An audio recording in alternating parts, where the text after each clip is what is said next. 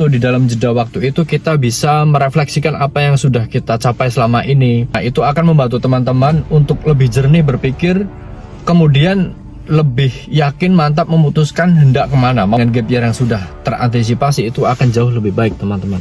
Menindaklanjuti video saya yang merantaulah karena laki-laki ditakdirkan terluka dan mencari obatnya, saya ingin bilang kepada generasi yang lebih muda terutama ya teman-teman, penonton video saya, penonton saluran saya, bahwa kadang-kadang gap year itu perlu. Gap year itu jeda antara ketika teman-teman yang baru lulus sekolah, lulus SMA, menuju ke jenjang berikutnya.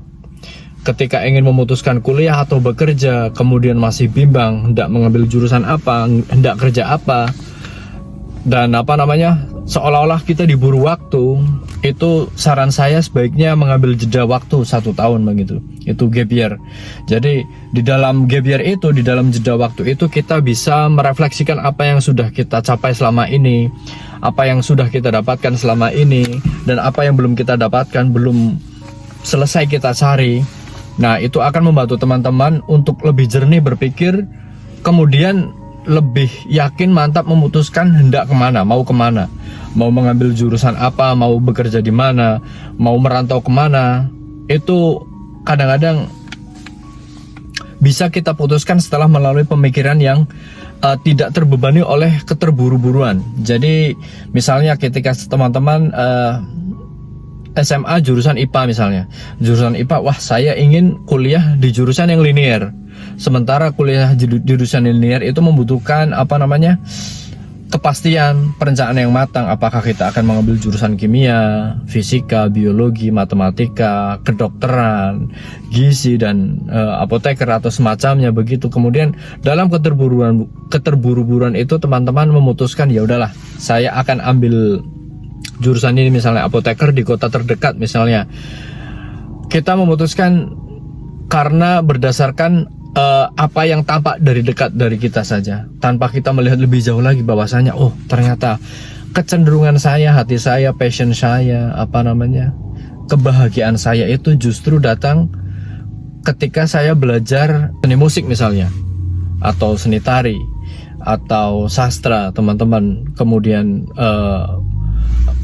menyukai baca tulis begitu, membaca buku, kemudian punya bakat sebenarnya di bidang menulis, namun karena keterburu-buruan itu tidak terpikirlah untuk mengambil jurusan itu, karena itu tadi tidak tertolong oleh adanya waktu untuk merefleksikan apa yang sudah kita capai, apa yang sudah kita dapatkan, dan apa yang masih kita cari. Nah, teman-teman yang masih SMA terutama ini belum lulus, masih ada waktu untuk memutuskan, masih ada waktu untuk berpikir ulang, apakah dalam bulan Juni nanti saya akan lanjut ke jenjang ini seketika, atau apakah aku akan mengambil gap year selama 1 tahun dulu, merefleksikan, kemudian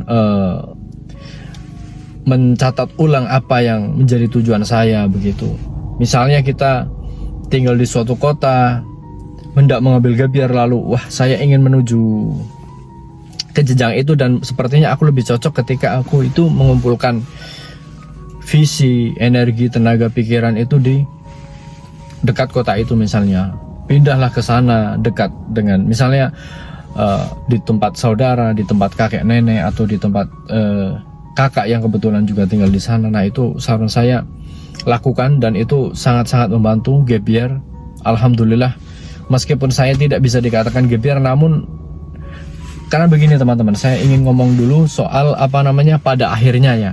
Pada akhirnya gap year itu terjadi mau tidak mau. Begini teman-teman, ketika saya memutuskan untuk mengambil jurusan yang sudah saya tekuni, sudah saya pelajari, dan apa yang kemudian saya tekuni di kemudian hari itu berbeda, itu kan tetap memerlukan adaptasi teman-teman. Tetap memerlukan apa? Agar saya bisa masuk ke dalam agar saya bisa menjalani apa yang akan saya jadikan rutinitas, itu kan memerlukan adaptasi. Nah, itu kan gap year juga pada akhirnya teman-teman. Yang saya ingin tekankan adalah jangan sampai gap year itu terjadi ketika kita tidak menghendakinya, karena gap year itu terjadi ketika kita terpaksa melakukannya. Nah, itu ya bagus juga pada akhirnya kita bisa beradaptasi kemudian menjalani rutinitas kita dengan baik. Namun dengan gap year yang sudah terantisipasi itu akan jauh lebih baik teman-teman.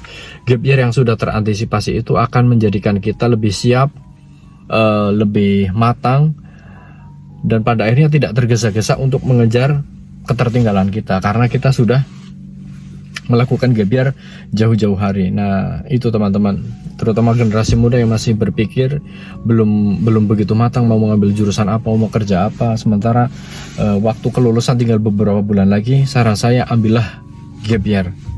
Bilang bapak ibu, Pak saya mau ambil gap year, udah jenengan bapak ibu nggak usah kepikiran saya mau makan apa, saya mau kerja apa, saya ingin merantau sejenak ke kota dekat. Saya akan membantu saudara, saya akan membantu paman, bibi, kakek, nenek bekerja untuk mendapatkan uang untuk sekedar cukup menghidupi diri saya selama setahun ke depan. Nah nanti baru ketika saya sudah memutuskan, saya akan datang ke bapak ibu lagi. Insya Allah perencanaan saya akan lebih matang di waktu itu. Nah itu teman-teman, apakah teman-teman setuju? Silahkan ditulis di kolom komentar, kita akan berdiskusi. Kita akan jumpa di video-video saya yang berikutnya insya Allah. Assalamualaikum warahmatullahi wabarakatuh.